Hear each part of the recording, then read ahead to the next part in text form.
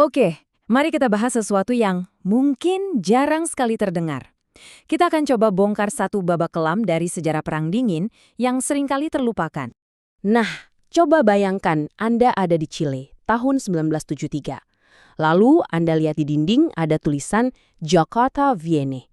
Artinya, Jakarta akan datang. Kalimat ini bukan sekedar tulisan loh, ini jadi semacam ancaman, sebuah bisikan horor yang menyebar di seluruh Amerika Latin waktu itu. Jadi, pertanyaannya, apa sih maksudnya? Kenapa Jakarta? Untuk menjawab itu, kita harus mundur jauh ke belakang dan terbang ya setengah putaran dunia dari Chile. Oke, kita mulai dari bagian pertama ya. Kita bedah dulu. Apa sih sebenarnya makna di balik kata sandi yang kedengarannya seram ini? Jadi, Jakarta itu bukan lagi sekedar nama kota, tapi sebuah kode untuk pembunuhan massal yang disponsori negara. Targetnya, siapapun yang dianggap melawan rejim otoriter pro-Amerika Serikat. Gila kan, bagaimana nama sebuah ibu kota bisa punya arti sebrutal ini? Nah, untuk tahu kenapa nama Jakarta yang dipakai, kita harus ke sumbernya langsung. Jadi, mari kita lihat apa yang sebenarnya terjadi di Indonesia pada dekade 1960-an. Jadi, begini ceritanya. Setelah merdeka, Indonesia dibawa kepimpinan Presiden Soekarno jadi salah satu pemain kunci. Dia nggak mau ikut-ikutan blok barat, ada timur. Lewat konferensi Bandung, Indonesia mempelopori gerakan non-blok. Soekarno juga coba menyeimbangkan berbagai kekuatan di dalam negeri. Ada tentara, ada kelompok agama, dan ada komunis. Lewat konsep demokrasi terpimpinnya. Nah, di tengah-tengah itu, Partai Komunis Indonesia atau PKI tumbuh pesat banget. Sampai tahun 65, PKI jadi partai komunis terbesar ketiga di dunia. Anggotanya jutaan. Tapi, ini yang penting untuk dicatat. PKI waktu itu bukan kelompok bersenjata yang mau revolusi. Mereka ini partai politik legal yang ikut pemilu. Bisa dibayangin kan? Di satu sisi ada visi Soekarno yang ingin Indonesia mandiri, jadi kekuatan dunia ketiga. Di sisi lain ada Washington yang panik dengan teori domino. Mereka takut kalau Indonesia jatuh ke tangan komunis, seluruh Asia Tenggara bakal ikut. Jadi ya, ini seperti dua kereta yang melaju kencang di rel yang sama. Tabrakan itu cuma masalah waktu.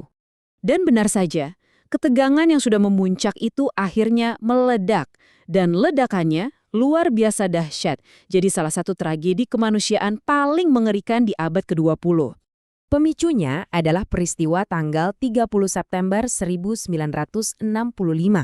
Ada 6 jenderal angkatan darat yang diculik dan dibunuh dalam sebuah gerakan yang disebut sebagai upaya kudeta.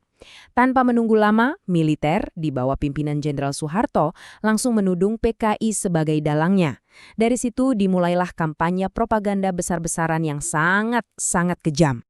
Akibatnya, dalam kurun waktu beberapa bulan saja, di tahun 1965 sampai 1966, diperkirakan hampir 1 juta orang, 1 juta jiwa yang dituduh sebagai komunis atau simpatisannya, dibunuh secara sistematis oleh tentara dan milisi-milisi sipil. Dan ini bukan murni konflik internal Indonesia loh. Dokumen-dokumen rahasia yang sekarang sudah bisa diakses publik mengkonfirmasi adanya dukungan dari Amerika Serikat. Washington itu menyuplai militer Indonesia dengan dana, peralatan, alat komunikasi, dan yang paling mengerikan, daftar nama ribuan tokoh PKI yang harus dibersihkan. Korbannya itu siapa saja? Siapapun yang dianggap jadi penghalang rezim militer yang baru, anggota serikat buruh, guru, seniman, bahkan etnis Tionghoa. Kekejamannya sulit dibayangkan. Ada satu kesaksian dari Bali, yang sekarang kita kenal sebagai surga wisata. Dulu, saking banyaknya mayat yang dibuang, ada seorang anak yang mencari ayahnya sampai menyerah, karena katanya terlalu banyak tengkorak. Nah, dari sudut pandang Washington, tragedi mengerikan ini justru dianggap sebuah kesuksesan besar. Kenapa? Karena berhasil menciptakan negara yang stabil, anti-komunis, dan pastinya pro-Amerika. Dan kesuksesan inilah yang kemudian menjadi sebuah cetak biru, sebuah model atau metode. Inilah yang kemudian dikenal sebagai metode Jakarta, cara untuk menghabisi gerakan kiri secara sistematis lewat tangan militer proksi demi menciptakan sebuah negara kapitalis yang stabil dan jadi sekutu Amerika. Dan buku panduan ini nggak berhenti di Indonesia, justru diekspor ke seluruh dunia. Kembali lagi ke awal cerita kita kan, di Brazil ada Operasio Jakarta. Di Chile, ancaman Jakarta akan datang jadi kenyataan sebelum kudeta Pinochet. Bahkan ada Operasi Kondor, sebuah kampanye teror lintas negara di Amerika Selatan yang didukung AS. Polanya sama. Dan ini semua bukan kebetulan. Ada benang merahnya. Para perwira militer dari Indonesia dan Brazil, misalnya, mereka sama-sama dapat pelatihan di pangkalan militer AS seperti Fort Leavenworth. Jadi, ini adalah sebuah jaringan anti-komunisme global yang penuh kekerasan, dan seringkali CIA jadi penghubung utamanya.